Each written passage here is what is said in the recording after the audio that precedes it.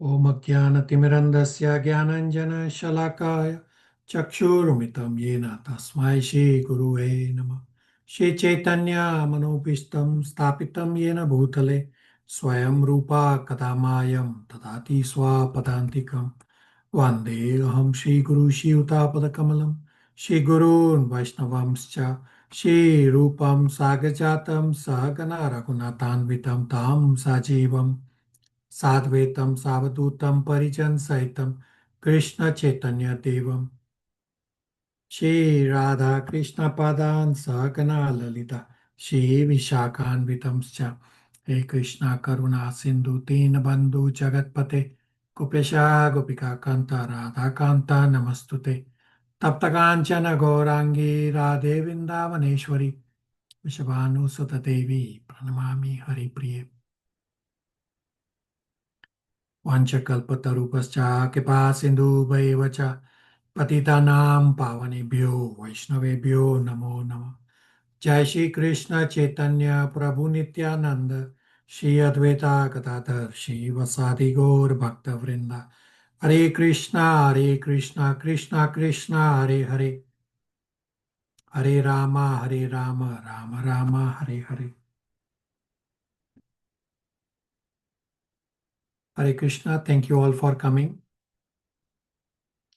So I will first bring on screen the point that we discussed last class about rearranging our class times, because my Bhakti Vaibhav Srimad Bhagavatam study class time clashes with the other classes. So if I switch my Bhakti Vaibhav course, because my current Bhakti Vaibhav classes are too heavy on me, then that will be 9 to 11:30 a.m. Toronto time, and it will clash with the timing. So the two options for this batch 6 and 7 are at the top of the screen.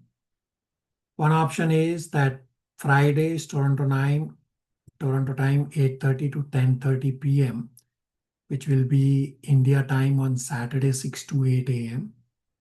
And the other is Toronto time Saturdays 6:30 to 8:30 a.m., which will be India time 4 p.m.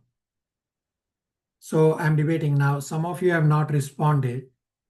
Now it's for those who have responded, it's almost that it's 50-50. That some want the Friday Toronto time 8:30 to 10:30 p.m. and 50% want Saturdays Toronto time 6:30 to 8:30 a.m.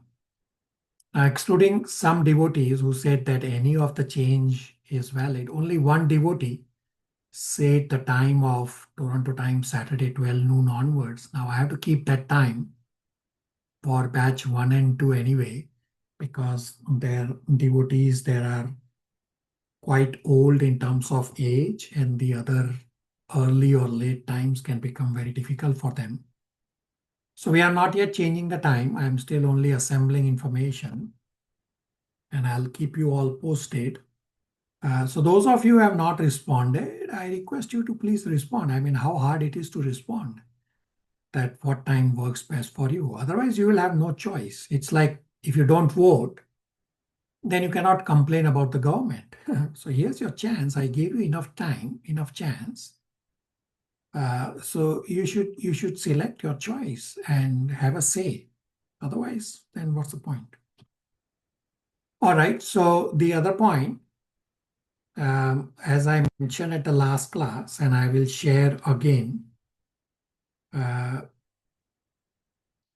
in the chat, that for your next chapter 12, I want you to print this template that I will post in the chat, or you can have the Excel. Either way, you should have this document for our next class. And I will bring this document also on screen. So I posted in the chat. You please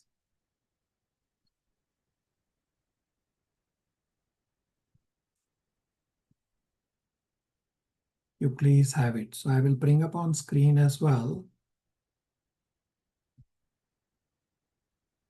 So here's the document. It's pretty straightforward document. That top part of the of a letter size page, you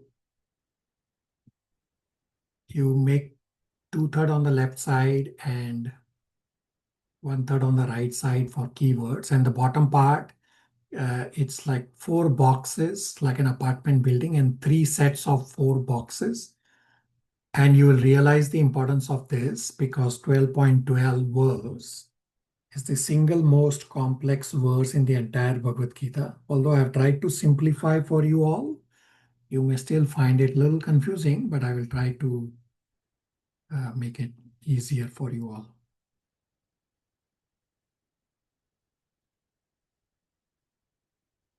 Okay, so we will continue from chapter 11, verse number 47 onwards, and we will most likely straddle into chapter 12 as well. So this is section 7, verses 47 to 55. Title is Pure Devotion Alone Grants All Visions, whether of universal form or of the two-handed Shyam Sundar form or of the four-handed Vishnu form. So as we discussed last class, that the verses say Sri Bhagavan Uvacha, it is still the universal form talking, and this verses 47 to 49, it is still universal form speaking, and in verse number 50, the universal form will transition into the other forms. So let's read one at a time.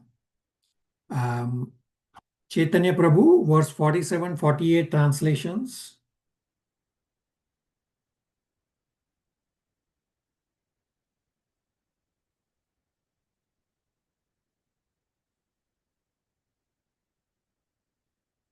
Chaitanya Prabhu.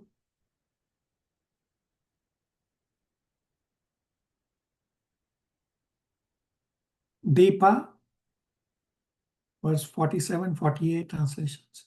So there are 2 Deepa. I don't know which one is Deepa Chaitanya there? Can you please change your name also?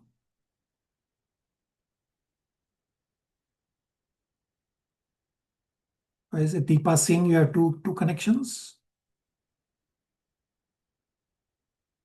Are you all able to unmute?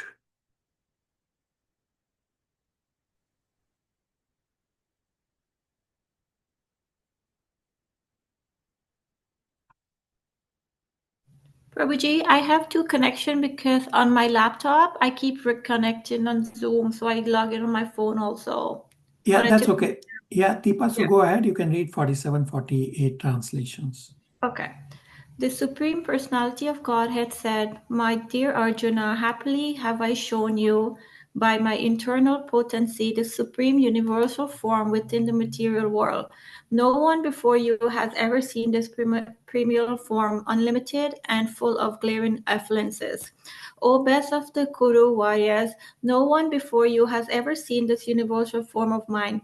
For neither by studying the Vedas, nor performing sacrifices, nor by charity, nor by pious activities, nor by severe penances can I be seen in this form in the material world."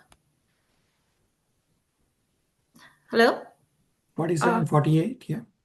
I 48. Yeah, I finished 48. Okay, very good. Okay. So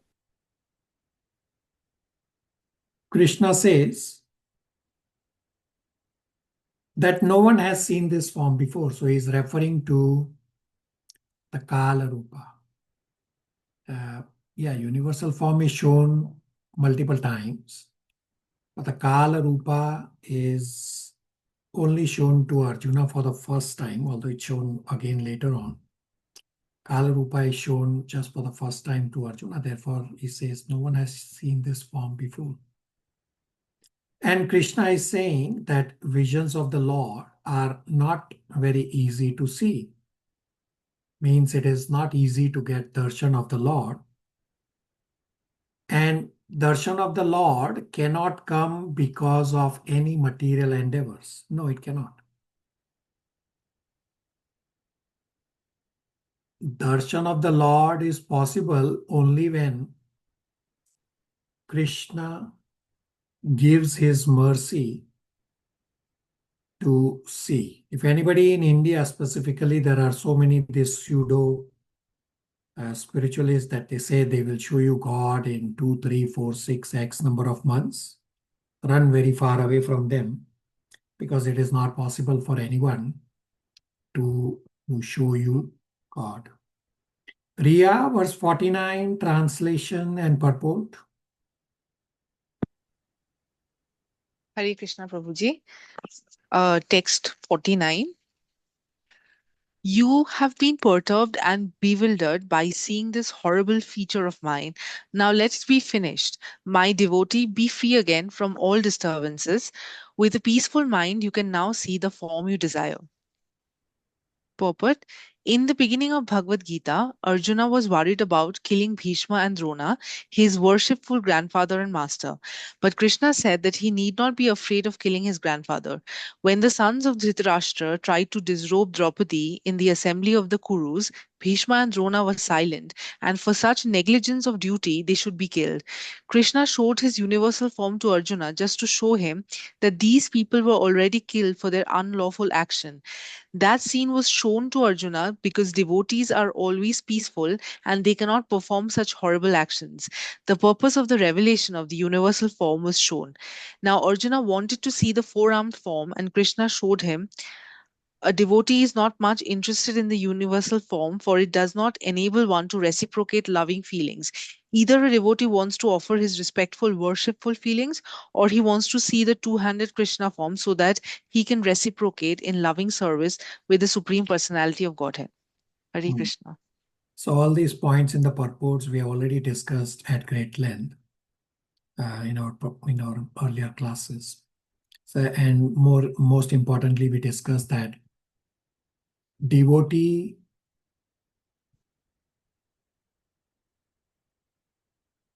is not interested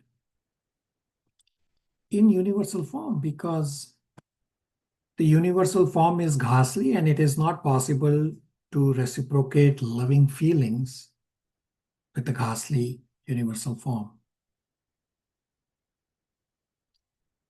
Diksha, verse number 50, translation and purport, faster pace. Hare Krishna. Sanjaya said to Dhritarashtra, the Supreme Personality of Godhead, Krishna, having spoken thus to Arjuna, displayed his real four-armed form and at last showed his two-armed form, thus encouraging the fearful Arjuna. Purport. When Krishna appeared as the son of Vasudeva and Devaki, he first of all appeared as four-armed Narayan.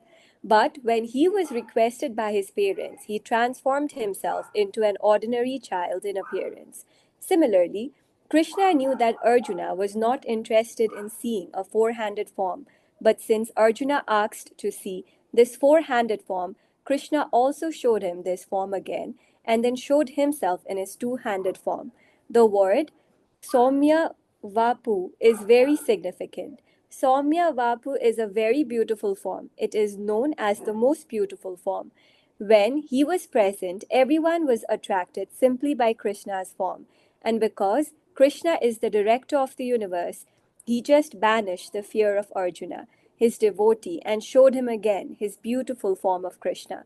In the Brahma Samhita, it is stated, Premanjana Churita Bhakti Vilochanena, only a person whose eyes are smeared with ointment of love can see the beautiful form of Sri Krishna.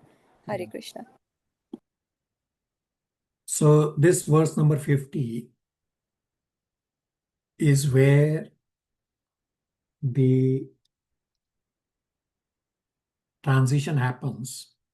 So Sanjay is speaking this verse, and the first two lines in the Sanskrit, it's the universal form speaking.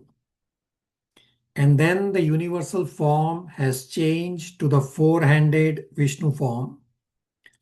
And in the third and the fourth line, the four-handed Vishnu form changes to the two-handed Shamsundar form. Hence, it says the Krishna's Rupa are referred to as the Saumya Rupa. Questions, comments, realizations?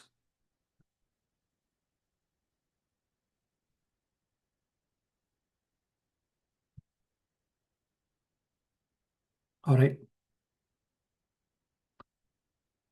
So Monarch Prabhu will read verse number 51 translation as well as the word for the first two Sanskrit lines.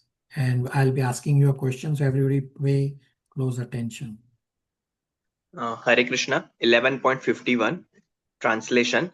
When Arjuna thus saw Krishna in his original form, he said, O Janardhan, seeing this human-like form so very beautiful, I am now composed in mind and I am restored to my original nature.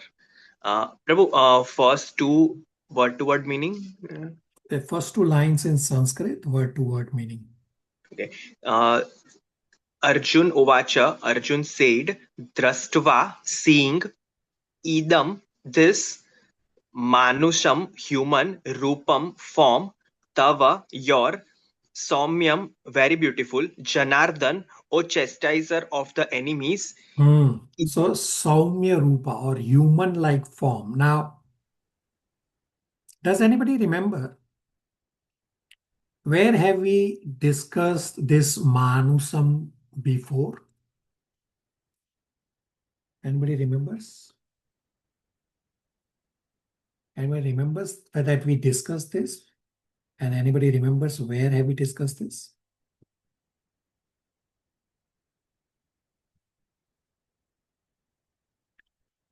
All right. So I want everyone to go to chapter 9, verse number 11. So we have discussed that verse number 11 and 12 are the negative extremes, meaning the Mayavadi extremes, and then 13, 14 of chapter 9 are the other extreme or the positive extreme of pure devotees. So I want everyone to go to 9.11, and if you read the second line, it says Manusham Tanum Ashritam. That Mayavadis also call this Manusam or human-like form, and we call them as Mayavadis. While in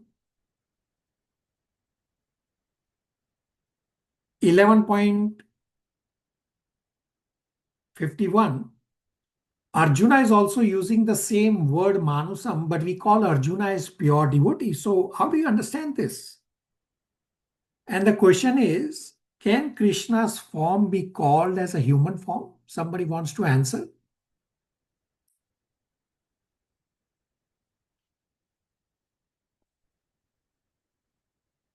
Yes, no?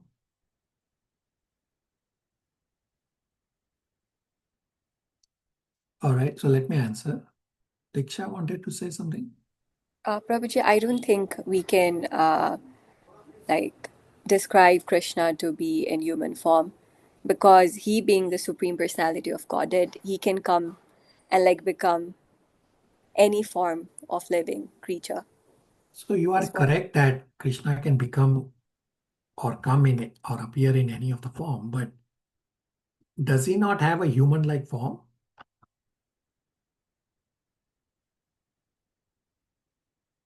Prabhuji, I don't think so. All right. So the question is, can Krishna's form be called a human form? The answer is yes. Krishna's form can be called as a human form, but Krishna's form cannot be called as a material form. Human form means Krishna has, like all of us, 2 hands, 2 legs, etc. Yes, Krishna can incarnate into any form. He has incarnated in any form, like the Matsya avatar as the fish avatar, or the boar avatar as the Varaha avatar, like the 4-legged animal, or many other forms. But Krishna's original Shyam Sundar form is a 2-handed human-like form. So we all have human body, or we all are humans because we all come from Krishna, and Krishna having the human-like form. Therefore, we have this human form. It's not the other way around, that because we are humans that Krishna has the human-like form. No. Originally, Krishna has this human-like form, and therefore we also have the human form. Therefore, to say Krishna has a human form is not offensive. But to say Krishna has a material form, that is incorrect. And to say that Krishna's material form is an illusory cover and one has to go beyond this Krishna's temporary material form, that is not just incorrect, but that is also offensive. So what Mayavadis are saying in 9.11 with the word Manusam, if you read 9.11 closely, the second line, 9.11 says, Manusam Tanum Ashritam, that Krishna has taken shelter in this material human form, and Krishna is under material energy. That is not correct. While in 11.51, Arjuna is saying that your original 2-handed Shyam Sundar form is a human-like form, is a loving form, and therefore he says Saumya. So the previous verse, 11.50, where the whole transition happened from universal form to 400 Vishnu form to 200 Shyam Sundar form, Sanjaya is speaking 11.50 verse. And Sanjaya is physically sitting far away in Hastinapur. And Sanjaya is using the same word Saumya, because Sanjaya is also a devotee. And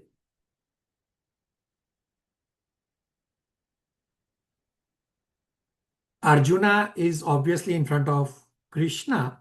Arjuna is also using the same word, Saumya Rupa, referring to the 2-handed Shyam Sundar form. Everybody clear on the word Manusam, Krishna's human form, 2-handed?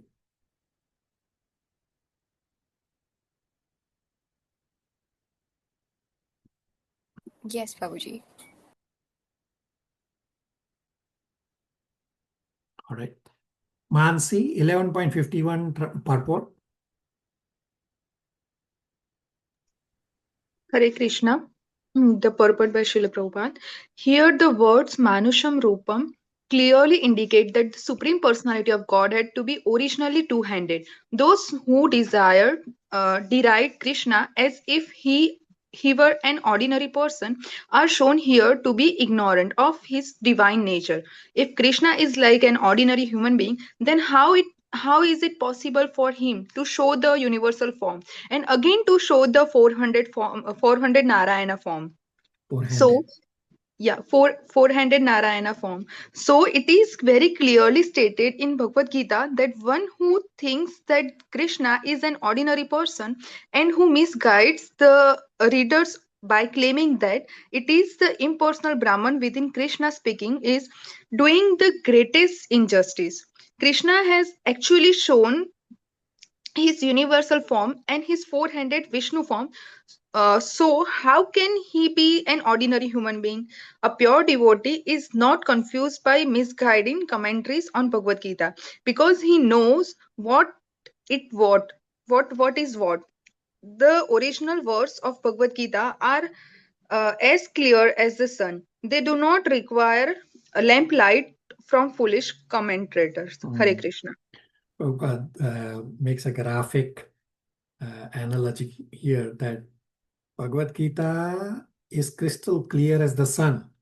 Bhagavad Gita does not require lamplight from foolish commentators who do not know about Krishna and they are trying to write commentary. So we ignore all these misguiding commentaries. Questions, comments, realizations?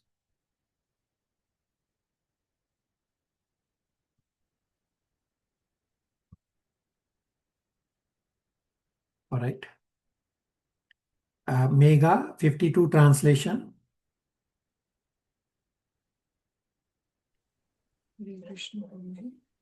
The Supreme Personality of Godhead said, "My dear Arjuna, this form of mine you are now seeing is very difficult to behold.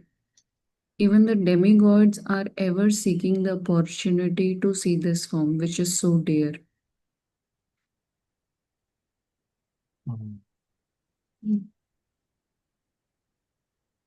So you cannot see Krishna's form until it is revealed. And Srila Prabhupada explains in the purport how to be able to see Krishna's form. Mega, go to 1152 purport, the middle of last paragraph. It starts, say, about 15 lines from the bottom. If you go, it starts, thus something, that the universal form of Krishna.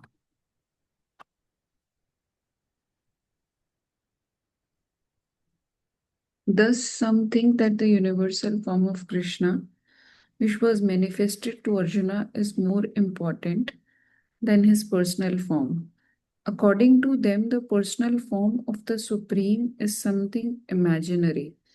They believe that in the ultimate issue, the absolute truth is not a person, but the transcendental process is described in Bhagavad Gita. Chapter 4. To hear about Krishna from authorities. That is the actual Vedic process, and those who are actually in the Vedic line hear about Krishna from authority, and by repeated hearing about him, Krishna becomes dear.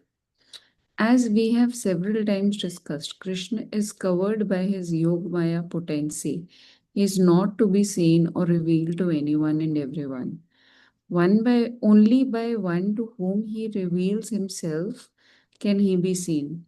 This is confirmed in the Vedic literature. For one who is a surrendered soul, the absolute truth can actually be understood. The transcendentalist, by continuous Krishna consciousness and by devotional service to Krishna, can have his spiritual eyes opened and can see Krishna by revelation. Such a revelation is not possible even for the demigods. Therefore, it is difficult even for the demigods to understand Krishna, and the advanced demigods are always in hope of seeing Krishna in his two-handed form. The conclusion is that although to see the universal form of Krishna is very, very difficult and not possible for anyone and everyone, it is still more difficult to understand his personal form as Shyam Sundar. Right, so many think that universal form is important. No, it is not. And same these people also think that Krishna's personal form is not important. That is also incorrect. No, Krishna's personal form is the highest and is the most important. And Prabhupada again emphasizes that it is very difficult to see Krishna's form, whether it is universal form, that itself is difficult. And Krishna's Shyamsundar form is even more difficult. And any of these forms can be seen only when Krishna reveals. not otherwise. And in the next two verses, Krishna will further go on to explain that you can see me in my original Shyam Sundar form only by pure devotional service, not by doing austerities, not by doing charities, not by reading scriptures, by none of these. So only by pure devotional service is how you can see Krishna. So in 11.52, Krishna said that it is very rare to see Krishna's original two-handed Shyam Sundar form. In 11.53, Krishna will describe that by all these four ways of studying Vedas, tapasya, charity, worship, etc., you cannot see him. And in 11.54, Krishna will go on to explain how to see Krishna is by devotional service only.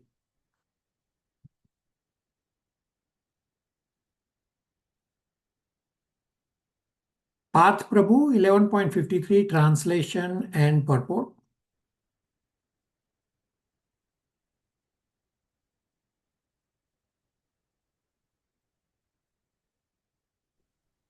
Hare Krishna Prabhuji. Hare Krishna. 11.53. The form you are seeing with your transcendental eyes cannot be understood simply by studying the Vedas, nor by undergoing serious penances, nor by charity, nor by worship. It is not by these means that one can see me as I am. Purport. Krishna first appeared before his parents Devaki and Vasudeva in a four-handed form, and then he transformed himself into the two-handed form. This mystery is very difficult to understand for those who are atheists or who are devoid of devotional service.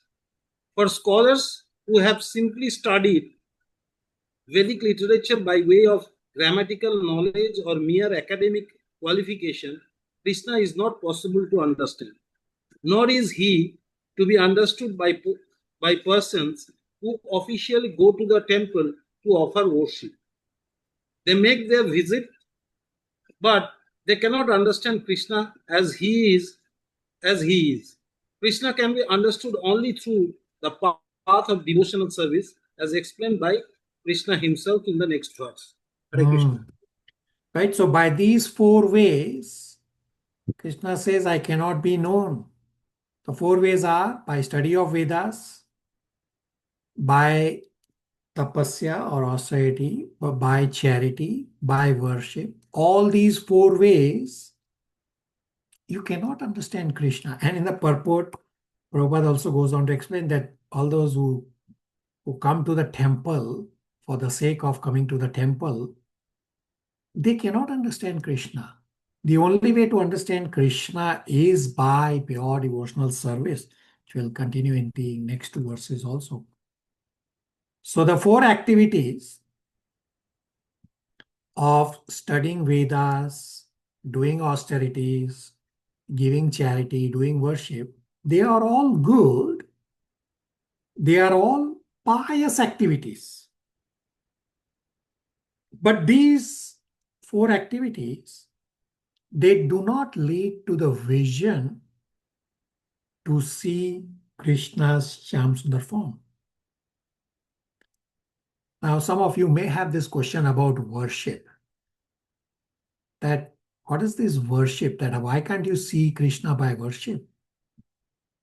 And worship can refer to Gopinath worship, but here in the context, the worship is referring to the fire sacrifice. So example is given in Srimad Bhagavatam Canto 2 that the Brahmanas were doing the fire yajna and the coward boys came to them saying, oh, Krishna and Balram are hungry, give us this offering for them to honor.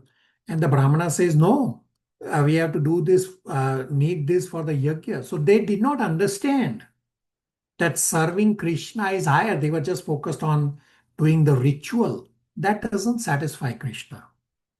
And another question posted in the chat is studying Vedas not devotional service? So Vedas is not devotional service. Vedas is at Karma Kanda level. That Vedas explain that if you have to live a dharmic way of life, then what is the processes that you have to follow? So Veda studies doesn't do you anything. And Krishna has also explained in chapter 2, Krishna says that these people are attracted to the flowery language of Vedas. Therefore, you have to go beyond the Vedas. You have to go beyond the modes. Everybody on the same page? Questions, comments, realizations?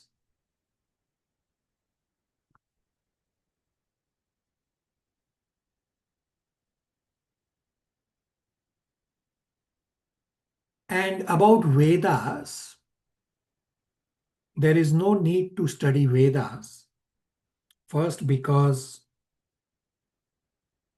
it is very difficult to understand. Plus, you will need at least more than one lifetime, probably few of lifetimes. And third, most importantly, the essence of Vedas. Krishna has already explained in Bhagavad Gita, chapter 15, verse 16, 17, 18. They are known as three Shloki Gita. The essence of Vedas is to know Krishna.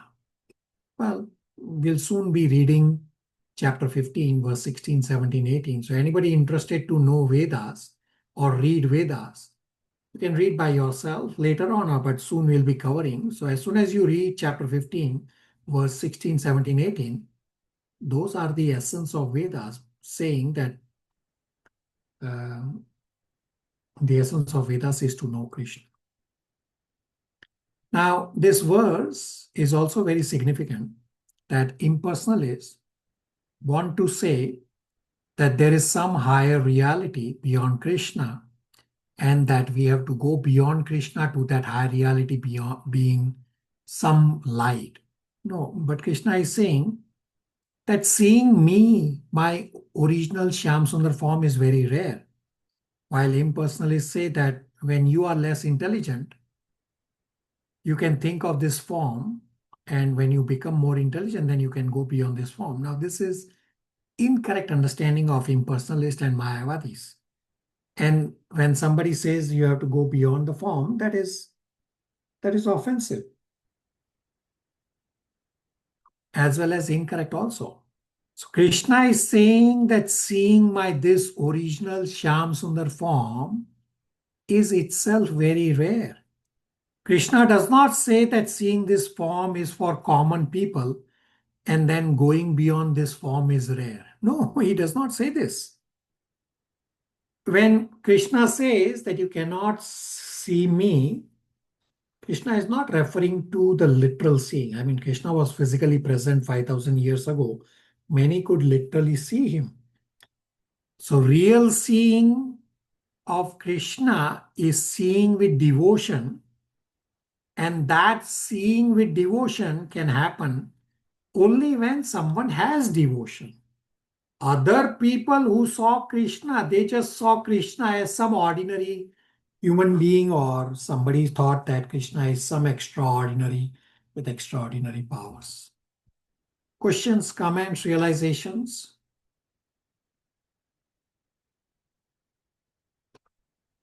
Follow me, 54 translation. Prabhuji, I have a little... Yeah, Path Prabhu, go ahead. Path Prabhu, unmute. Prabhuji, I have a little queries. Hare Krishna, Prabhuji. Go ahead, Hello. Prabhu. Go ahead, we can hear you. I have one just little queries. Can't you hear me? Yeah, we can hear you. Go ahead, Prabhu. Hello. Am I audible? We can hear you, Prabhu. Can you hear us? Actually, yeah. My little question is that in Kurukshetra battle, Krishna was there directly fought the battle along with Arjuna. Not fought, but he helped Arjuna. Actually, in the battlefield, all the persons who participated in the war in the both side could see the Krishna in his Shyam Sundar form. Is it like that? No. So everybody saw Krishna as some ordinary person, or they saw Krishna maybe some mystical person with some extraordinary power. So what is refers to when Krishna is saying, you can see me only by pure devotional service. Only by devotional service is when you are able to satisfy Krishna and you are able to see Krishna with devotion. And when you have devotion, you will do devotional service. Rest of the people on the battlefield, they did not see Krishna as Krishna. They saw Krishna as some ordinary person or extraordinary person. Now in Srimad Bhagavatam, it further goes on to describe. So those of you who are attending Srimad Bhagavatam in Canto 1, it will come up very, very soon, that the devotees on the opposite side of Arjuna, when they were killed by Arjuna, and in that split second, when Arjuna's arrows pierced them and before they left the body, because Arjuna is a pure devotee and Arjuna is serving Krishna in his mission to get rid of all these demons from the world. So Arjuna's arrows are actually carrying the blessings of Krishna. So when Arjuna shot the arrows on the enemies, and in that split second, because they get touched by the pure devotee, even though it is through the arrows, they got purified. And in that split second before leaving the body, they were able to see Krishna in his Shyam Sundar form. And their love for Krishna aroused because they got purified, because they got touched by the arrow of pure devotee. So whether you get blessings or get killed by pure devotees, either way is a blessing. So before they all got killed by Arjuna's arrows, they did not see Krishna as Krishna in his Shyam Sundar form, meaning they did not see Krishna with devotion. But those who got killed by Krishna or by Arjuna, meaning they got killed by Krishna through Arjuna, they got that blessings of Krishna and they got purified, and in that split second, their love for Krishna got aroused and they all attained spiritual destination. Path Prabhu and everybody, does that help? Hare Krishna Prabhuji, yes sir. Yes Prabhuji. Okay, very good inquiry. Follow me, 54 translation. Hare Krishna Prabhuji. Hare Krishna everyone. Yes. 54 translation. Verse 11.54. My dear Arjuna, only by undivided devotional service can I be understood as I am, standing before you, and can thus be seen directly. Only in this way can you enter into the mysteries of my understanding. Hare Krishna. Right, so 11.54, Krishna clearly explains the process that God can be seen only by pure devotional service. So God is known by a particular process, and that process is bhakti. And we cannot use any other process to know him. So in 11.53, Krishna has said that studying Vedas, doing austerities, giving charity, doing worship, by these four pious activities, in 11.53, they are physical pious activities, but the heart is not involved. You are just doing a ritual. Therefore, the four items of 11.53 of Vedas, austerity, charity, worship. Yes, they are good pious activities, but these activities cannot ultimately contribute to bhakti. Yes, they can be helpful, but these four activities of Vedas, charity, worship, and austerity, these are not bhakti. Therefore, Krishna says in 11.54, how to know Krishna is by simply Ananya Bhakti. Ananya Bhakti or pure devotional service is the qualification to see Krishna. Follow me. 11.54 purport, last paragraph. The universal form is not attractive. If you want to read. Yes, Prabhuji. Just a second. I'll go to the last part. 11.54. The last part. It's the wrong purport. Yes, Prabhuji, I found the last paragraph. The universal form is not attractive for pure devotees who are in love with the Lord in different transcendental relationships. The Supreme Godhead exchanges transcendental love in his original form of Krishna. Therefore, to Arjuna, who was so intimately related to Krishna in friendship, this form of universal manifestation was not pleasing, rather, it was fearful. Arjuna, who was a constant companion of Krishna's, must have had transcendental eyes. He was not an ordinary man. Therefore, he was not captivated by the universal form. This form may seem wonderful to persons who are involved in elevating themselves by fruitive activities. But to persons who are engaged in devotional services, the two-handed form of Krishna is the most dear. Hare Krishna. So we have discussed all of this at great length, that universal form is not important. Pure devotees are not captivated by the universal form. Those who want to reciprocate and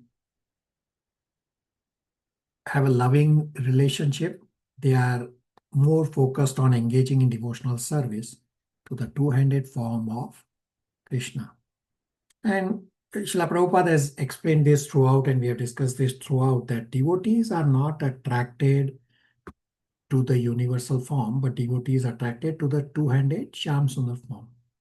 And here Krishna has concluded that the two-handed Shyam Sundar form is the highest, and this two-handed Shyam Sundar form can be known only by pure devotional service. Questions, comments, realizations before we discuss the last heavy verse of 11.55? Janisha? Hare Krishna Prabhuji. So while Krishna was showing his universal form, the way Arjuna perceived that fearful emotions that it came to him, was it the same emotion for Sanjay also?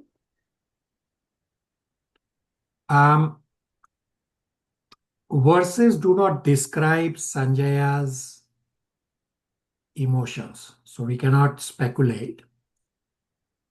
Yes, Sanjaya does describe what Arjuna was seeing, that Arjuna was fearful and Arjuna was trembling and all others were trembling. So Sanjaya does understand that the universal form can make one fearful. Now, physically, Sanjaya was far away.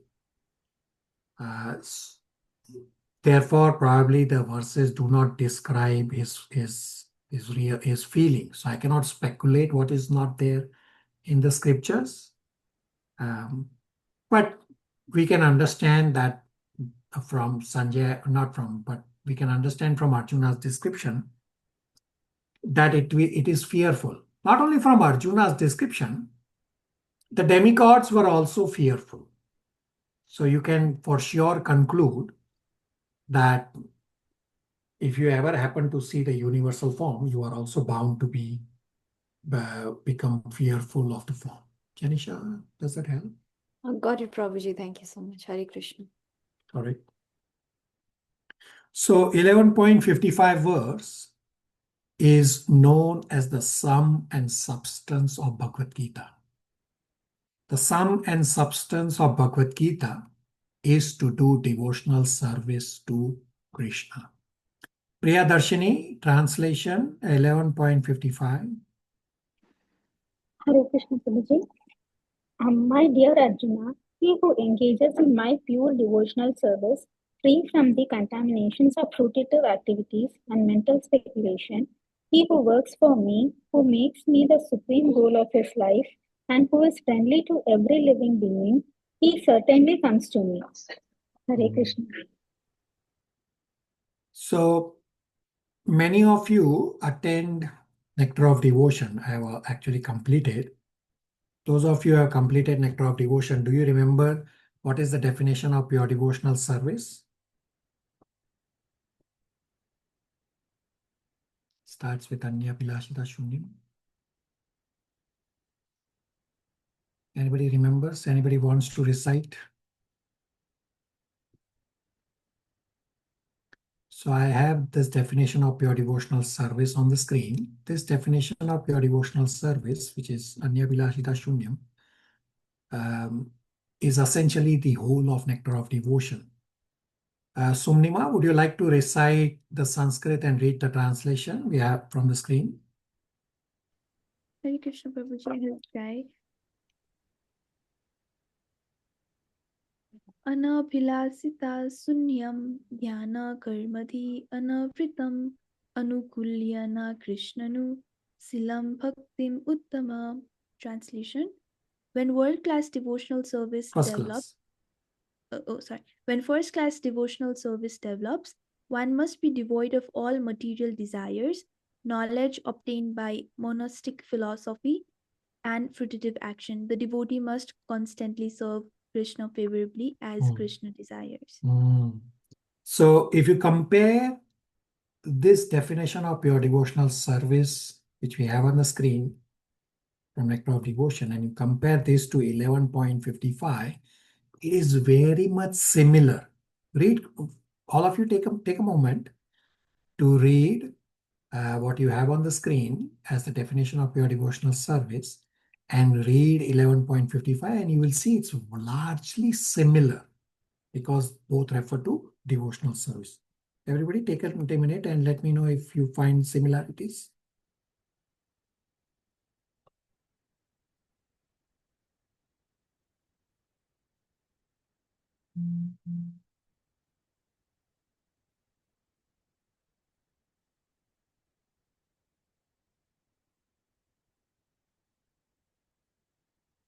Anybody found similarities?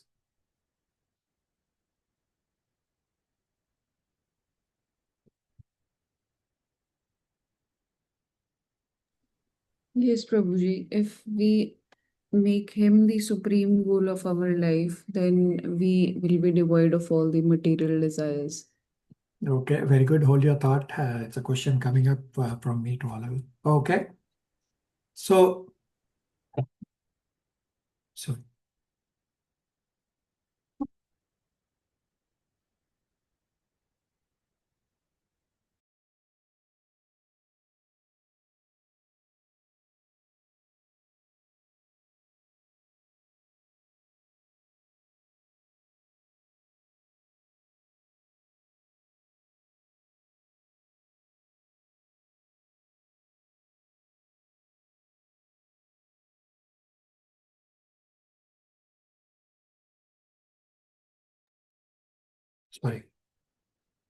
So if you look at the Sanskrit of 11.55,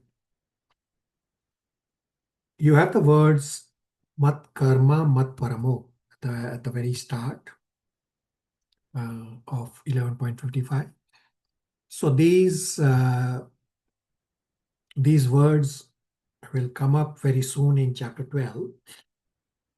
Mat karma means engage in doing Krishna's work.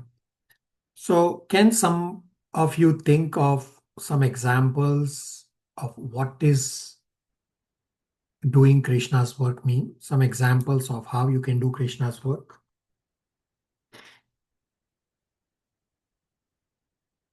Many of you do Krishna's work. Somebody wants to try? Hare Krishna Prabhu, by propagating his message. Okay, very good. Rest of you? Hare Krishna Prabhuji, by serving the ones who propagate his message. Okay, very good. So serving the devotees, very good. Okay, Ria also says same point. Okay, rest of you? Prabhuji, distributing Krishna Prasad. Yeah, very good. So distributing prasad. So many of you also do services in the kitchen here at the Toronto Temple. That is also doing Krishna's work. That you are preparing bhoga offering, and then it becomes prasad, and then all devotees honor the prasad. So these are some examples. There can be any activities that you do. And what Samma says, following instructions, chanting. Yes, these are also correct examples. Malti saying book distribution. Yeah, these are all correct, very good examples. So, and then this point about mat karma krit means we do service for Krishna. Example, we do Gopinath worship, book distribution, cleaning the temple, cutting fruits and vegetables in the kitchen. All these, there are many. All services that we do, they are all examples of doing work for Krishna. So earlier in 9.27, Krishna has said that whatever you do, offer the fruits to me. Now this is one level of working, that you are first working and you are offering the fruits. Now this is good. And Krishna says that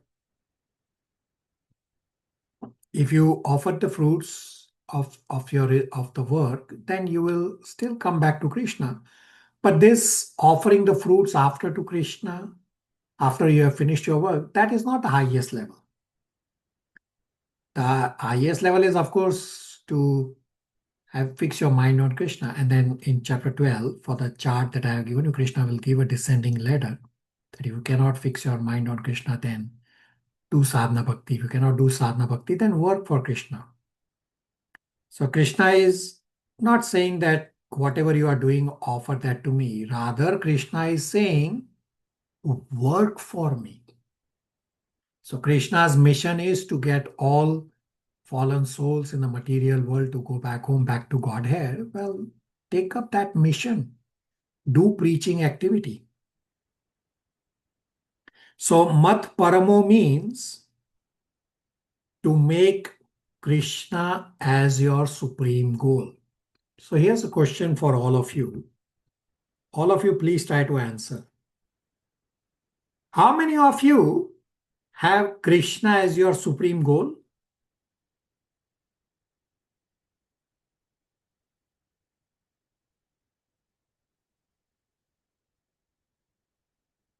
How many of you have Krishna as your supreme goal?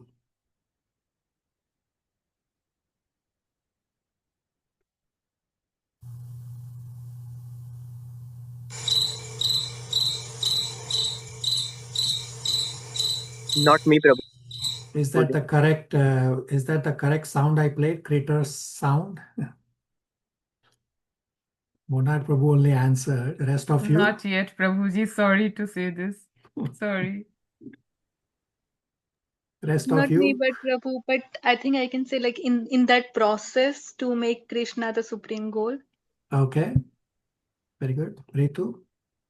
Hare Krishna, Prabhuji, so much entangled in the material world. I don't think that I should say that Krishna is the supreme goal. Rest of you is silent. Is that my critter noise correct for you all?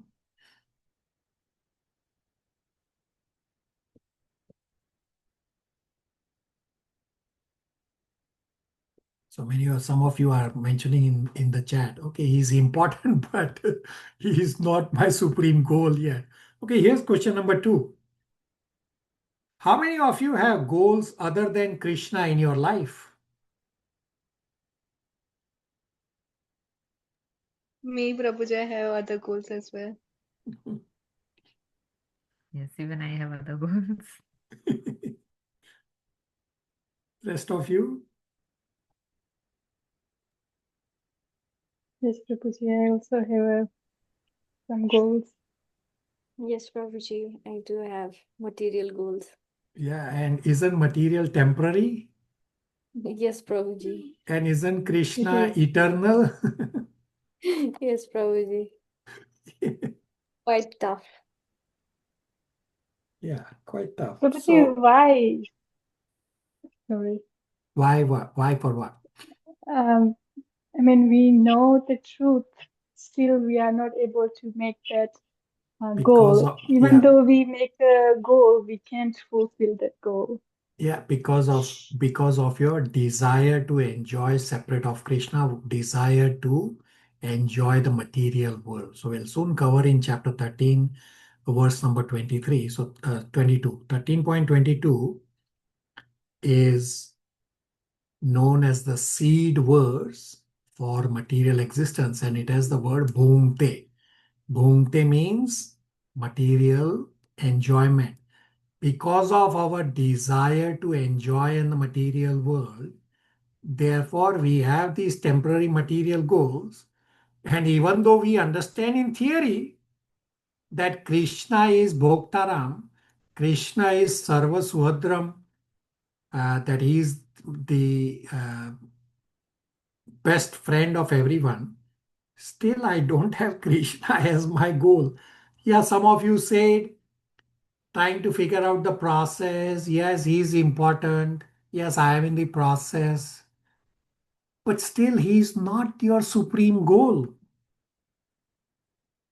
Not only that, all of us, obviously, in the material world, have these goals.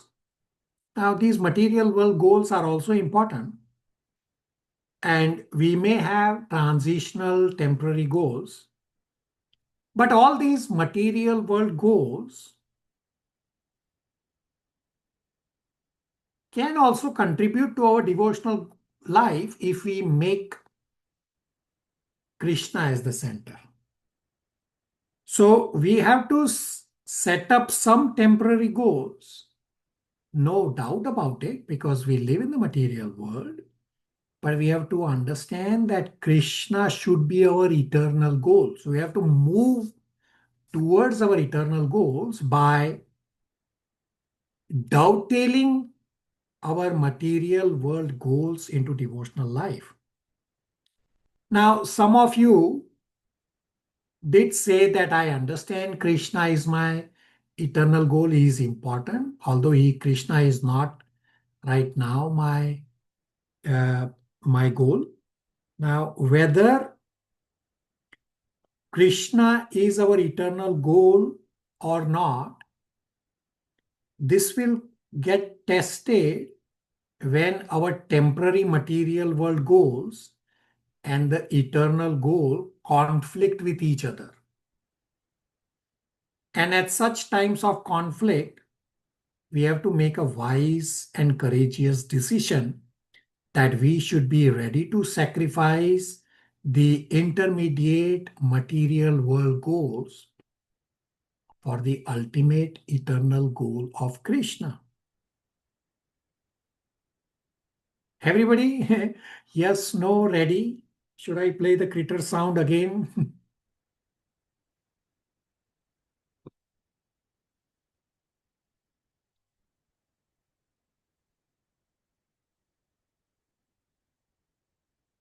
Real silence. Patish Prabhu? Hare Krishna Prabhuji.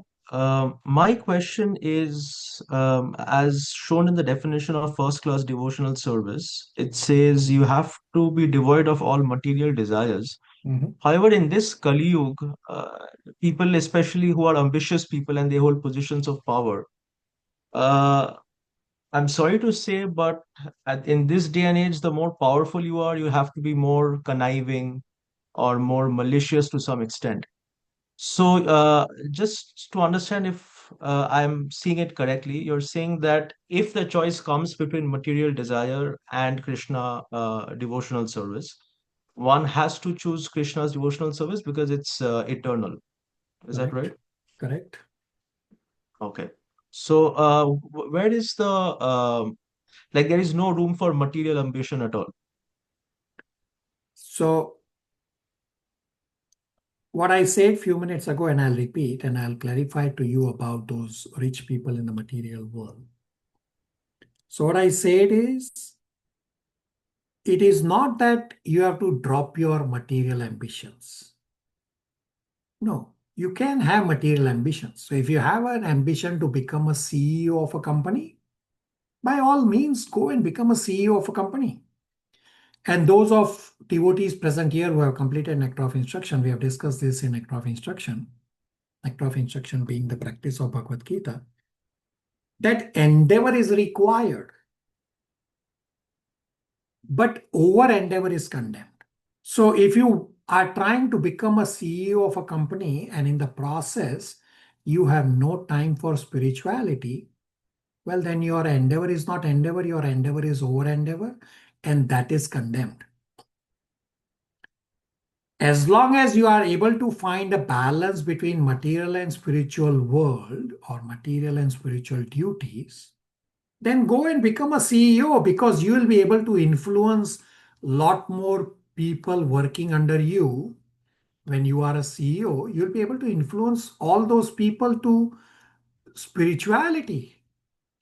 Meaning, your ambitions you have to dovetail to your devotional life, then you are okay. And further, in 1.8.26, Srimad Bhagavatam, very famous Kunti Maharani prayers, Kunti Maharani says, these good education, beautiful body, high parentage, and high opulences, they are disadvantage for your spiritual life.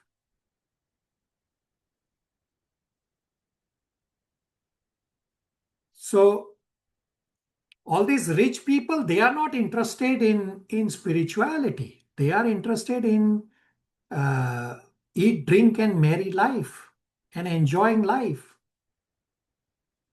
And therefore, Krishna has given them the opulences, not Krishna, but Krishna through material energy has given these opulences for them to get entangled in the material world. And therefore, in 1.8.26, it's a very well-known verse,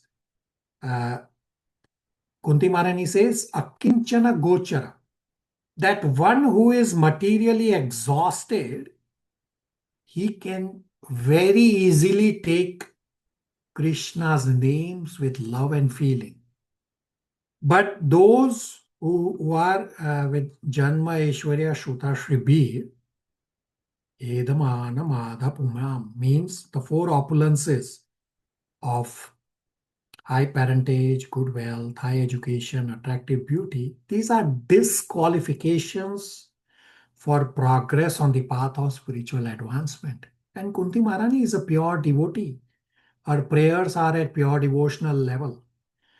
So these are the goals we have to set, that to dovetail our day-to-day material world life to devotional life. Otherwise, we are just going to circulate in material world forever. Pratyush Prabhu? So, Prabhuji, just to understand properly, you're saying that being ambitious or having ambitious goals is all right, but once you like achieve that position of power, you should not forget Krishna or you should not forget devotional service. Is that right? Absolutely correct. All right. So, Thank you. Pratyush Prabhu, next time you come to the temple, Toronto temple, so there is a CEO of a company. He's a very rich person. Very rich means he's a very rich person. And he's actually a CEO. There are hundreds of people working under him. When he comes to the temple, this CEO, the only service he does is that he collects the plates of devotees who have finished honoring prasadam. He puts them in a garbage bag and takes it to garbage. He does that menial service. Why? Because he understands that me being CEO, being puffed up is not going to help me. Now go and ask any other CEO of a company to touch the plate of another person who has eaten from them. Can anybody do that?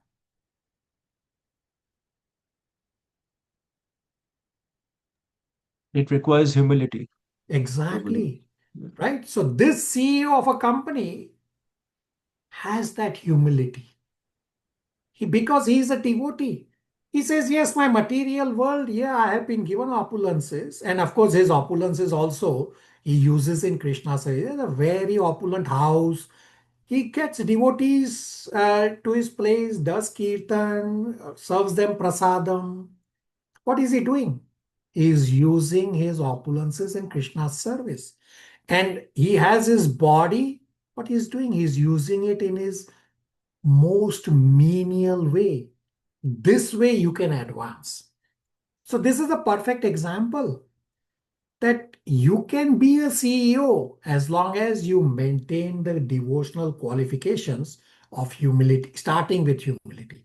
So the qualifications that we need to have are coming up very, very soon in chapter 13, verses 8 to 12, as well as in chapter 12. I mean, they are also there throughout Bhagavad Gita. Everybody on the same page, Pratyush Prabhu? Yes, Prabhuji. Thank you. All right.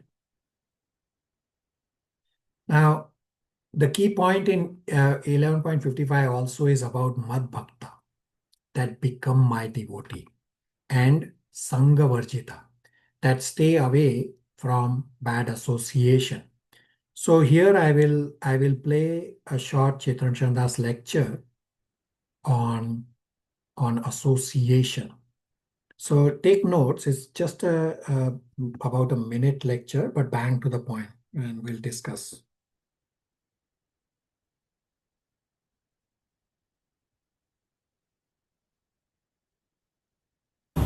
So Sangha can mean association. Sangha can mean also mean contamination internal level. Now ultimately what happens is our external Sangha creates internal Sangha. The word Sangha, asango him purushaha. So purusha prakritisto hi bhunte prakrijan gunan karanam guna sangosya sadasadyoni janmasu. So word Sangha can mean attachment. The word Sangha can mean association also. We see this that dhyayato vishayan pumsa sangasteshu pajayate sangat sanjayate kamaha.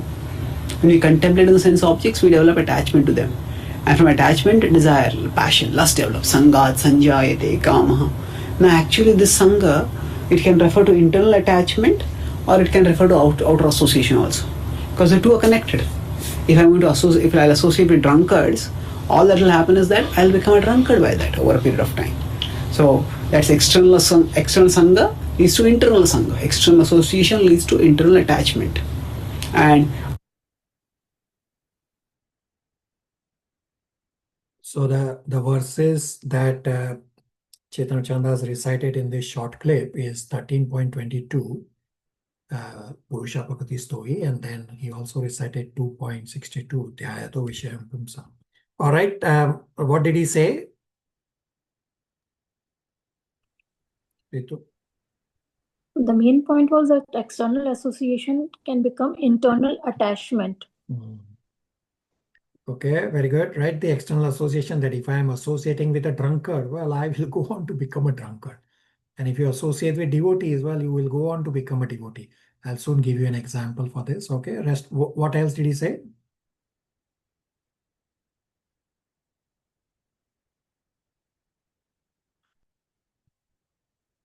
Somebody?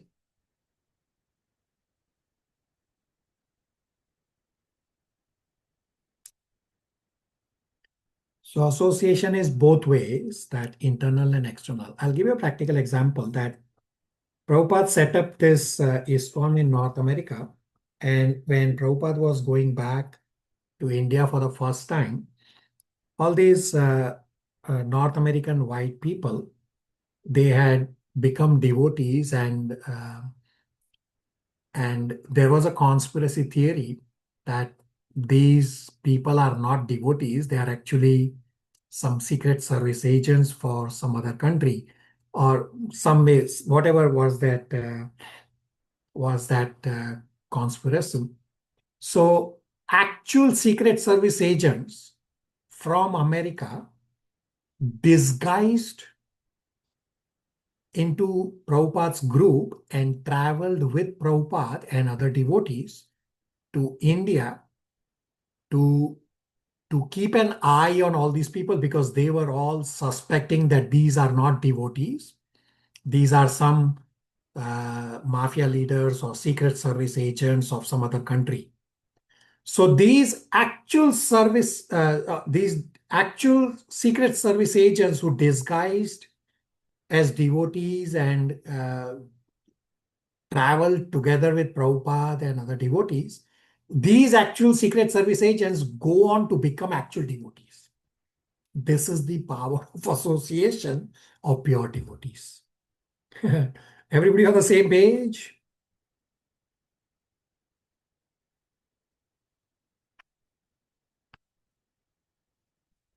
Yes, Prabhuji. Yes, Prabhuji. And in this 11.55 verse, there is this word nirvaira, meaning do not be envious of all living entities. It says nirvaya sarva bhuteshu. Now question becomes that how can Arjuna be nirvaira, not being envious, because he has to kill the Kauravas? Now the answer is that this is the mystery of Bhagavad Gita. It is a mystery of purified consciousness. So Arjuna has nothing personal against Kauravas. The Kauravas are against Dharma, and Arjuna is servant of the Lord to remove those who are against Dharma. Now, question is, what does this personal mean? So it is not that devotee has any self-serving agenda. No, devotee is a person and devotee has personal emotion, but devotee does not have any self-serving agenda. Because of this, when a devotee serves Krishna, the devotee is able to serve faithfully. And therefore, the devotee does not have any animosity to anyone. And even in the Kurukshetra war, if you realize that during the day, yes, they fought against each other. And at night, it was open for people from one camp and the other camp to meet and talk. And even Pandavas and Kauravas, yeah, they also went and met each other for whatever be the reason.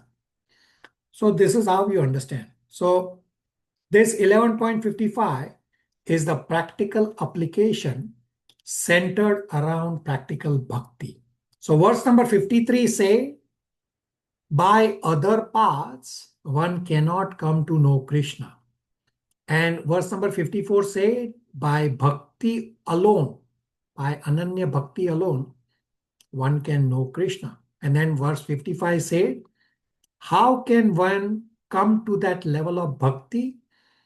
That by ananya bhakti, we can know Krishna. How do we come to that level of ananya bhakti? That you start by doing Krishna's activities, meaning you start by activities below ananya bhakti.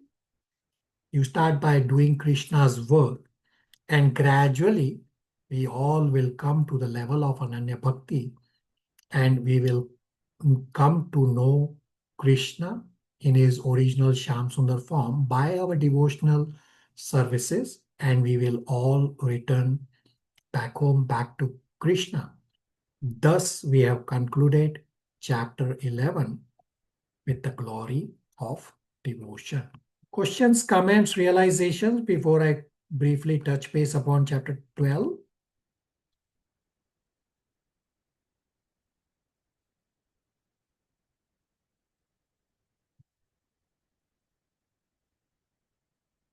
Hare Krishna, Prabhu. Prabhu, if you can repeat this 53, 54, and 55, what does it indicate? Okay, I'll repeat this last point again. That 11.55 is a practical application verse centered around practicing bhakti, and therefore 11.55 is known as the sum and substance of Bhagavad Gita. Verse 53 said, by other paths, one cannot come to know Krishna. 54 said, by Ananya Bhakti alone, one can know Krishna. And verse 55 say, how can one come to that level of Ananya Bhakti? Answer is, you start doing activities one level below. Means you start doing Krishna's activities, what we discussed a few minutes ago. And gradually, we will come to the level of Ananya Bhakti, and we will know Krishna in his Shyam Sundar form, and we will return back to Krishna. This is the glory of devotion described in chapter 11.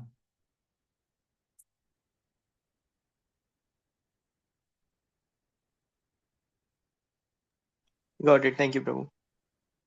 All right, chapter 12. Chapter 12 is very straightforward chapter, although has lot of important points in a short chapter of 20 verses only. So chapter 12 is titled Devotional Service. In Sanskrit is Bhakti Yoga. So I want you to read 12.1. I will point you. And then answer this question that where does 12.1 come from? Pratyush Prabhu, read 12.1 translation and all of you tell me, where does this Arjuna's question come from? 12.1. Arjuna inquired, which are considered to be more perfect, those who are always properly engaged in your devotional service, or those who worship the impersonal Brahman, the unmanifested? Right, so where does this Arjuna's question come from? Now, normally if you look back on previous chapters, that chapter ends with something and then Arjuna is inquiring. And 11.55 didn't really end with anything for inquiry. Neither is Arjuna's question in 12.1 anyway related to 11.55. 11.55 is simply saying sum and substance of Bhagavad Gita is to do devotional service. So where is this Arjuna's question coming from? That is your direct worship or the worship of impersonal Brahman better? Anybody wants to try or wants to know?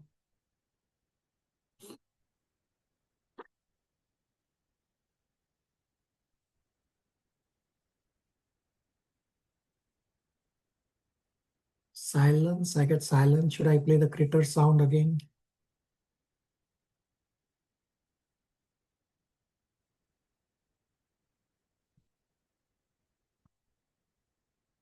Okay, only Ritu wants to know.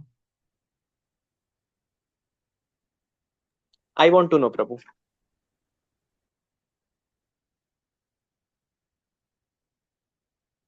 All right. So if you go back to your notes, I've explained this earlier and you can refresh your memory that Bhagavad Gita 9.15 is the second junction point and 9.15 determines the flow from 9.15 onwards till end of chapter 12. So I've described this earlier. So in 9.15, there were 3 points described: Ekatvena, Prathakttvena Bahuda, and Vishwatomukam.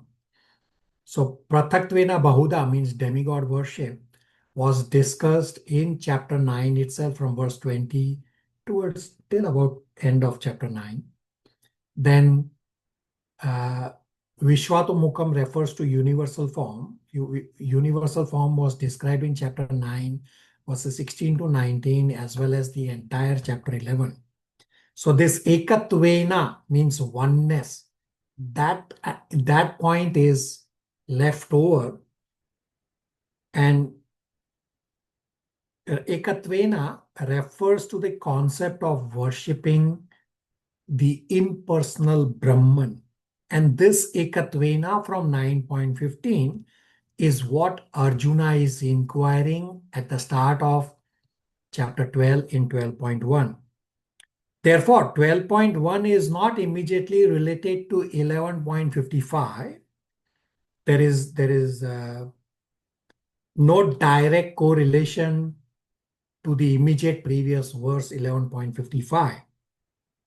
But I have described earlier from 9.15 that how 9.15 conversation is the second junction point that leads to the discussion all the way from 9.15 to end of chapter 12. Everybody's memory got refreshed or not?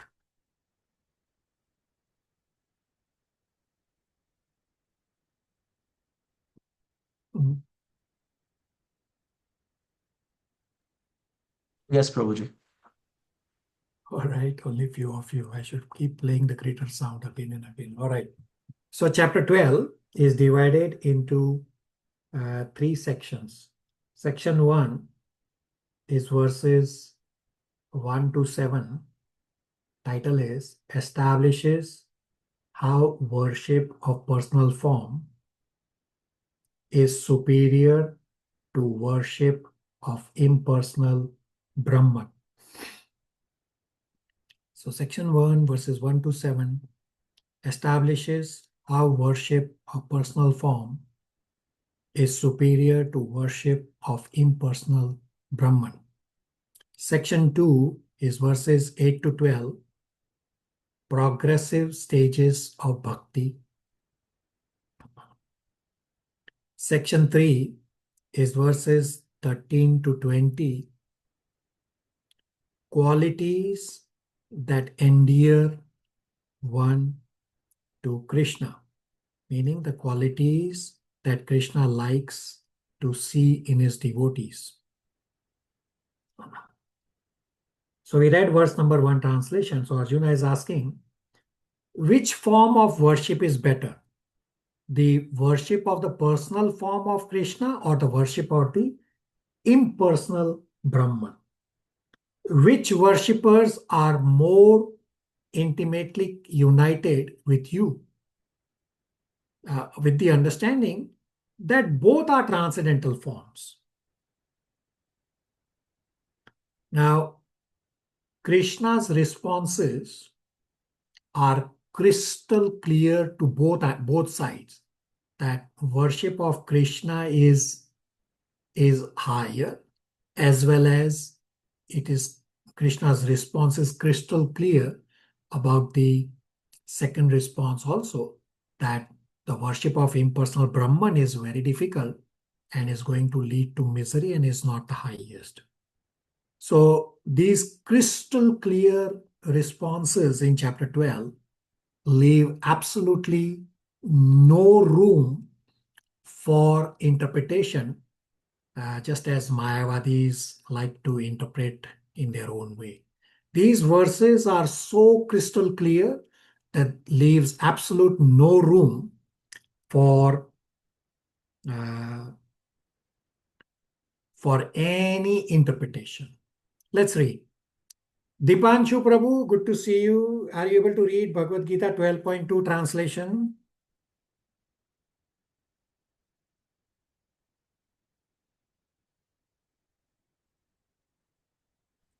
Yes, Prabhuji, Hare Krishna. 12.2.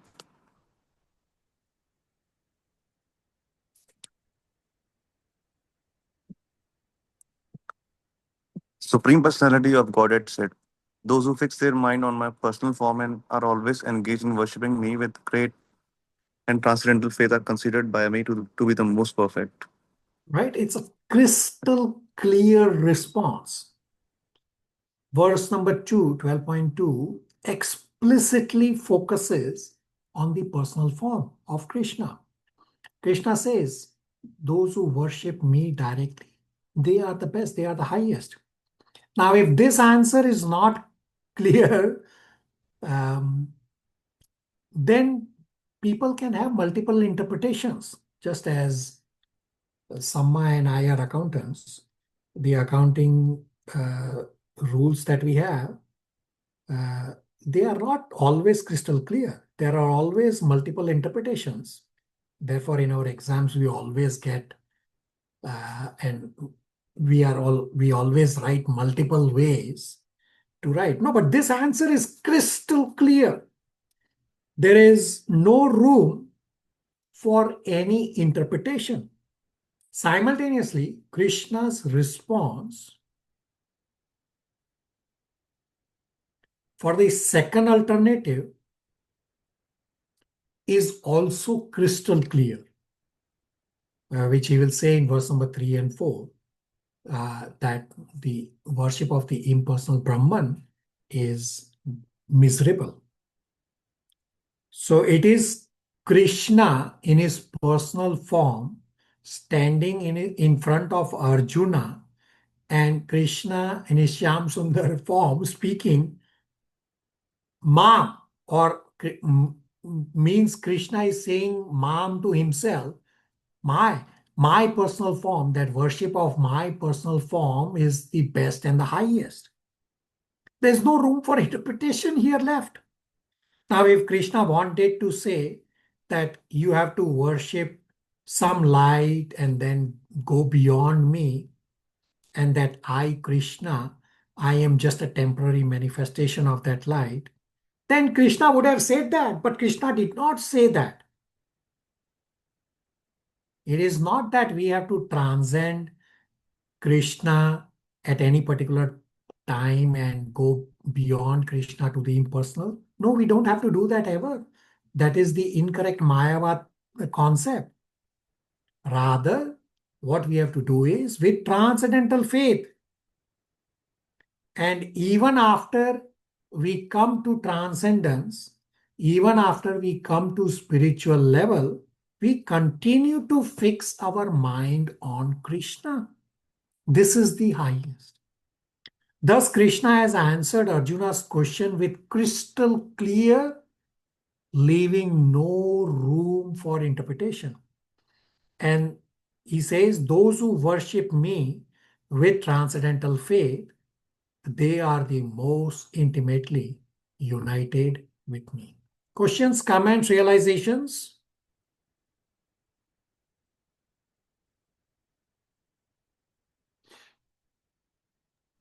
Prabhuji, at times we are doing many activities in Krishna consciousness, and at times if we are not feeling peaceful or something is not going on well, then it is all because of our previous karma and the karmic cycles. You are correct. So, in Srimad Bhagavatam, it's a very famous verse, 10.14.8. Brahmaji speaks this verse, and Srila Prabhupada has said that 10.14.8 is how devotees should live in this material world. It's a very famous verse. Tatte anukampam sush samiksho samano. I will read the translation of 10.14.8. It says, Brahmaji is speaking this verse. So Brahmaji is the first living entity. He is the most intelligent, and he is the head spiritual master for all living entities. And he is saying, my dear Lord, one who earnestly waits for you to bestow your causeless mercy upon him, all the while patiently suffering the reactions of his past misdeeds and offering you respectful obeisances with his heart, words, and body, is surely eligible for liberation, for it has become his rightful claim. So there is a lot of discussion in Srimad Bhagavatam about this. Those devotees attending Bhagavatam will soon hear about this. That devotees' attitude towards miseries is that actually my karma is much more bad than what misery I am suffering. It is actually Krishna's mercy that Krishna has given me misery in small doses. Otherwise, my karma is much bad. This is the attitude of devotee towards misery. So this is described at great length in Srimad Bhagavatam, Canto 1, Chapter 8 with Kunti Maharani, 1.8.25 being the very famous verse, as well as in Canto 1, Chapter 16 and 16 and 17. Not 6, Canto 1, Chapter 17 and 18, where Dharma and earth in the shape of bull and cow, their legs are cut by Kali. And they are saying we'll just tolerate. Why? Because they understand that without Krishna's sanction, no bad karma can manifest. Nobody can do bad things to me. Megha, does that help you? Yes, Prabhuji. Thank you. Pratyush Prabhu. Prabhuji had a question on the same line of questioning regarding karma. My question is, of course, one has to individually suffer the consequences of his own karma, the past karmic cycles. But does the karma of the son manifest in future karma or like future consequences of the mother or of their family, or it's only the son who has to suffer the consequences? Karma is individual. Karma doesn't get transferred to anybody else. It's all your individual karma. Any leftover karma or any new karma you accumulate, meaning any individual person, gets added to the individual soul's big karma bucket, and it continues in the next life. So we have discussed this in 4.16, 17, 18, the karma discussion, that you have your individual karma, and then there is group karma. Group karma means that there is some overlap with the other members of your family, means they have done something similar, which has a similar reaction. It's not your reaction, it is their karma. The reaction is very much similar to your karmic reaction as well. Therefore, you are clubbed in this family, right? So how we take birth, where we take birth, is all dependent on our individual karma as well as the group karma. So based on the group karma, you are taking birth in a particular family, you are working in a particular work environment, you are taking birth in a particular universe, in a particular city, but your individual karma stays with you. Pratyush Prabhu. Understood, Prabhuji. Thank you. Megha? Yes, Prabhuji. So basically, like, is there any way to figure it out that sometimes when you are more into spirituality or you are more into practicing Christian consciousness, so we get to know that, okay, till what time our karma will be balanced, or sometimes it gives you satisfaction to know, okay, what you have done in past, and then it gives you kind of a solace in your heart. But there is no way out to this. Like, this is So we what have my discussed, understanding is. we have discussed in 4.16, 17, 18, the karma discussion, that our brains are not capable to understand the entire karma cycle. Only Krishna, in the entire existence, only Krishna knows how karma works. Your point about satisfaction, don't think you will get satisfaction. If you were ever given, your brains given the capacity to understand your past bad activities, you will not get satisfaction, you will get PTSD. This is the post-traumatic stress syndrome, because you will not be able to see how bad you were in your previous life. So don't worry about trying to figure out karma. Krishna has clearly said that in 4.16, 17, 18, that don't try to figure out karma, because it is not possible for you to figure out karma. Our brains do not have the ability or the capacity to understand karma. And simultaneously, Krishna says, what you have to understand is three things. What is karma? What is vikarma? And what is akarma? Meaning, karma is pious acts, vikarma is impious acts, and akarma is activities that do not generate any results, neither good nor bad. What Krishna is trying to explain is understand that your karma in your current life has consequences. That's all you need to understand. Therefore, at least on a go forward basis, do good karma and come to the point of doing akarma. Because only by doing akarma, meaning only by doing devotional service, you will be able to write off your past, present, and future karmic reactions. And the other way is by surrender. These are the only two ways to write off your past, present, and future karma. The two ways are by doing devotional service and or by surrender to Krishna. But don't try to find satisfaction at the karma level.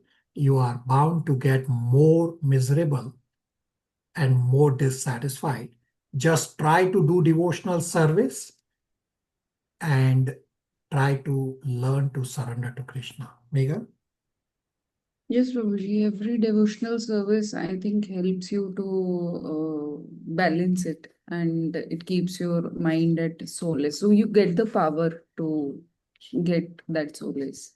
Okay, very good. Okay, let's continue reading. So verse 3 and 4 is on the negative side, not negative side, but the other point that Arjuna has said about impersonal Brahman. And Krishna's response is also crystal clear. Raksha, verse 3 and 4 translation. Hare Krishna. But those who fully worship the unmanifested, that which lies beyond the perception of the senses, the all-pervading, inconceivable, unchanging, fixed and immovable, the impersonal conception of the absolute truth by controlling the various senses and being equally disposed to everyone, such persons engaged in the welfare of all at last achieve me. Hare Krishna. So in 12.4, Krishna does not speak anything negative about those people who worship the impersonal aspect. Krishna says that those who worship the impersonal, little by little, they will also get purified and ultimately they will also attain Krishna. But in the next verse, 12.5, Krishna will describe that it is not so easy for those who are embodied in this body. So here Krishna states that others will also come to me, but they will have to follow a very strict and a rigid rules and regulations to control all the senses, being equipoised, having equal vision towards everything and towards everyone. So let's read 12.5 because it's in 3, 4, and 5 is the answer to the second point of the worship of impersonal. And as we read 12.5, you all can think about where we have discussed this 12.5 verse earlier. Read to 12.5 translation. Hare Krishna. For those whose minds are attached to the unmanifested, impersonal feature of the Supreme, advancement is very troublesome. To make progress in that discipline is always difficult for those who are embodied. Hare Krishna. Right? So Krishna has clearly said that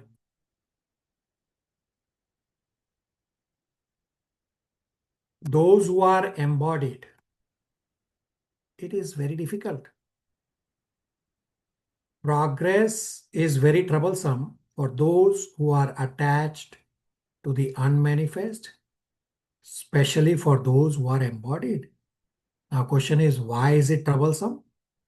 Because it is very difficult for us to conceive or concentrate on something that does not have a form.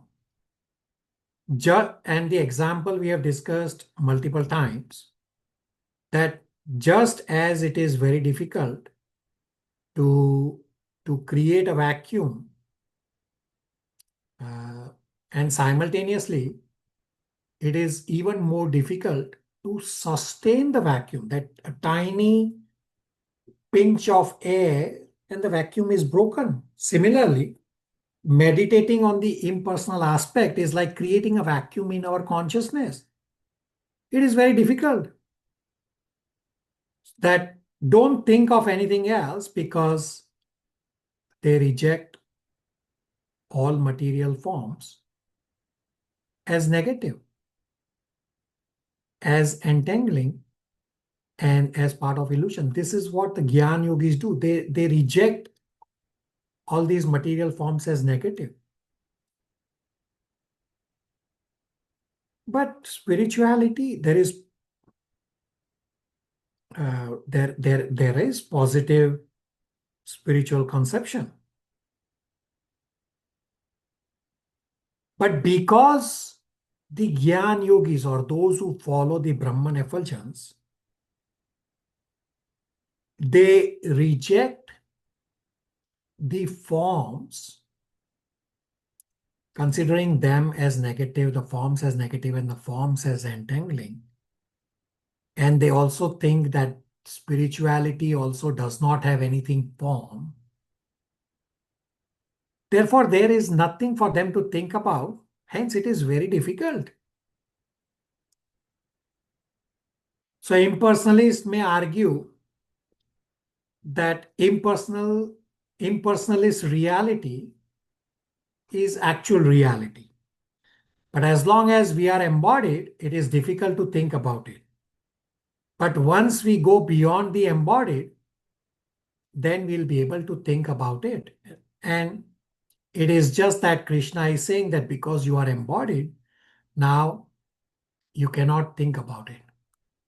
So this is all incorrect. Such interpretation by the impersonalist or Mayavadis is not supported by Bhagavad Gita anywhere. And simultaneously, in the next verse, 6 and 7, Krishna will further make it crystal clear about how worship of his personal form is better. That Krishna will state that I personally lift the devotees that worship me.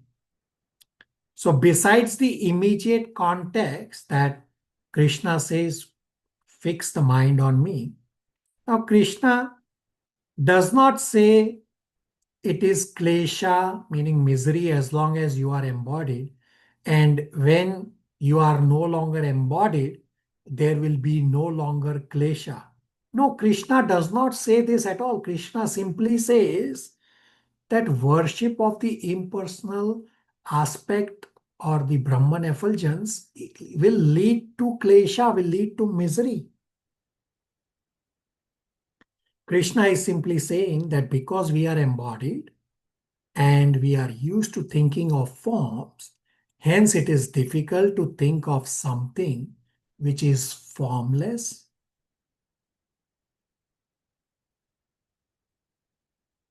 Now, question becomes, how do you know that the impersonal is not the absolute truth? And I will point you to few verses for this. So Krishna has said in many verses that I, Krishna, I am the absolute truth. He has said in 10.8, 7.7, 9.10, many places. And in 9.11, Krishna says that those who think impersonal as the higher, they are mudha. In 9.11 and 7.24, Krishna is very clearly saying that impersonal aspect is not the highest, and that those who think impersonal is higher, they are completely mistaken. Plus in 9.27, so I want all of you to go to 9.27,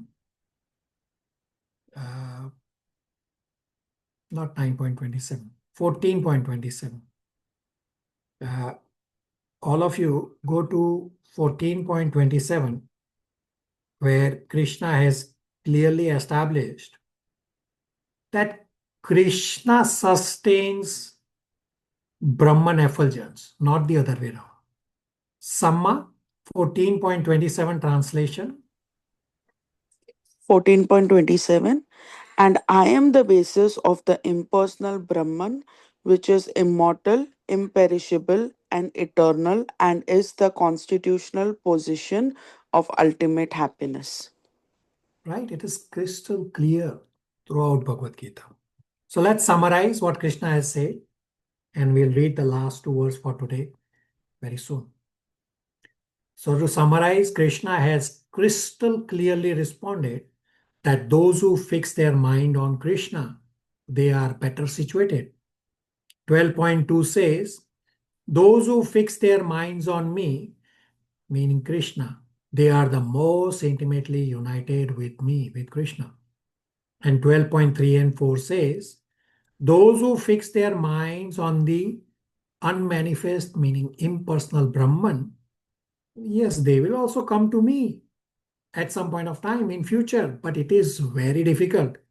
And therefore, in 12.5, Krishna says, those embodied advancement is very difficult if they are trying to fix their mind on the impersonal Brahman. They will get klesha and dukkha. And in 12.6 and 7, will make it further crystal clear as to what is Krishna's preference in this case, meaning Krishna's preference is obvious, the worship of Krishna's personal form. So the visual I have on the screen, you have seen this visual before, that a devotee is suffering in the ocean of material existence, and Krishna comes to pull this devotee up when this devotee is doing devotional service and surrendering unto Krishna. Janisha, last verse for today, 6 and 7 translations, please.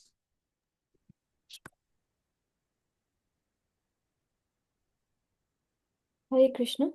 But those who worship me, giving up all their activities unto me, and being devoted to me without deviation, engaged in devotional service, and always meditating upon me, having fixed their minds upon me, O son of Partha, for them I am the swift deliverer from the ocean of birth and death. I am the swift deliverer. Like so, those who offer all activities to me, meditate upon me, worship me, for them I become their deliverer. So here, Krishna is stating the difference of meditating on him and meditating on the impersonal Brahman. So impersonal Brahman is not reciprocal because impersonal is impersonal. The impersonal is qualityless, is attributeless, is emotionless. Hence, there cannot be any reciprocation. Hence, Krishna says in 12.7 that I become the swift deliverer for those who fix their mind on me. By stating this, the essential point Krishna is making that this process of worshipping Krishna and devotional service to Krishna is easier because I, Krishna, I intervene personally in favor of his devotees and I lift the devotees out of material world ocean. This shows how Krishna definitely prefers the path of devotional service. So question is, what kind of work one has to do? And Srila Prabhupada writes, it does not matter in what kind of work one engages, but that work should be done only for Krishna.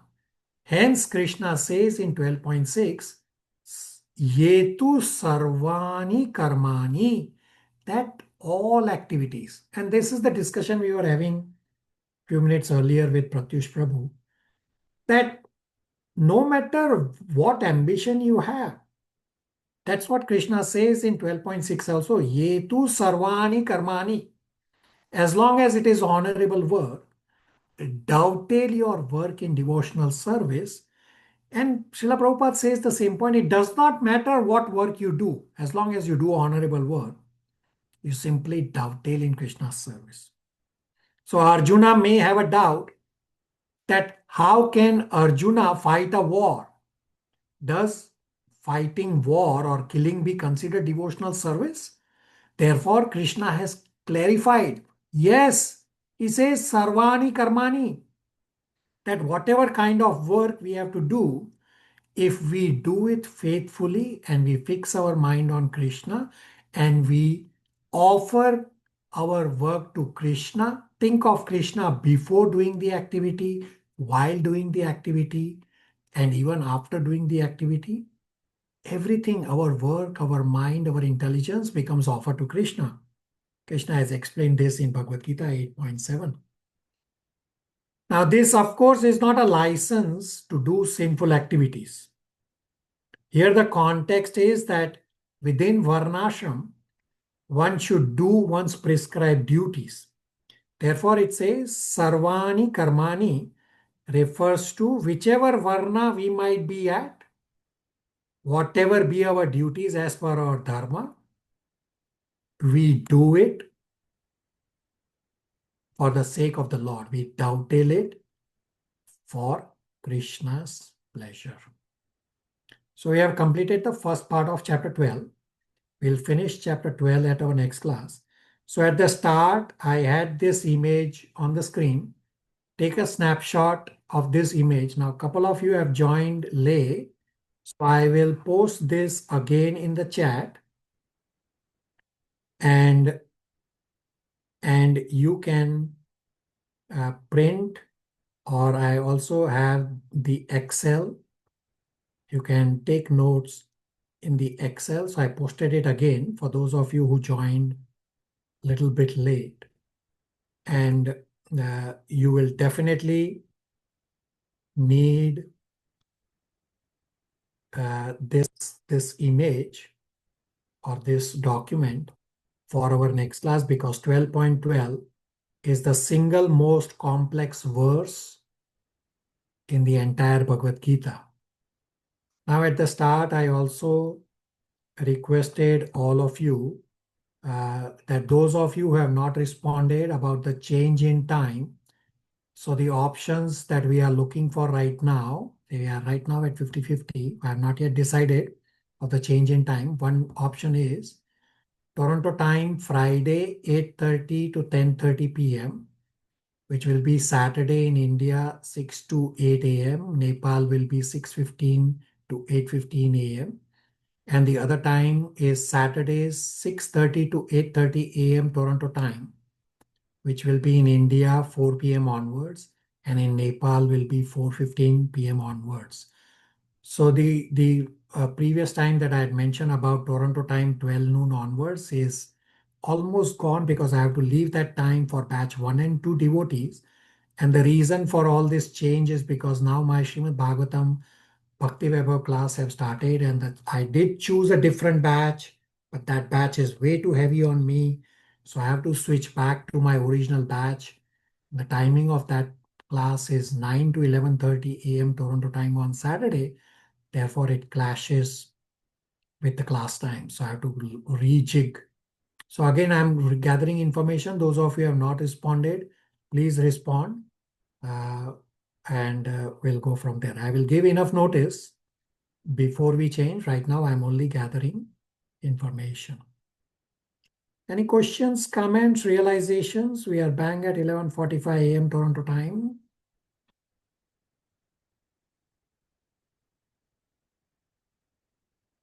Okay. Hare Krishna, everybody. Hare Krishna, Prabhuji, and everybody. Hare Krishna, Prabhuji. Thank Thank you. you, Prabhuji. Hare Krishna. Hare Hare Krishna.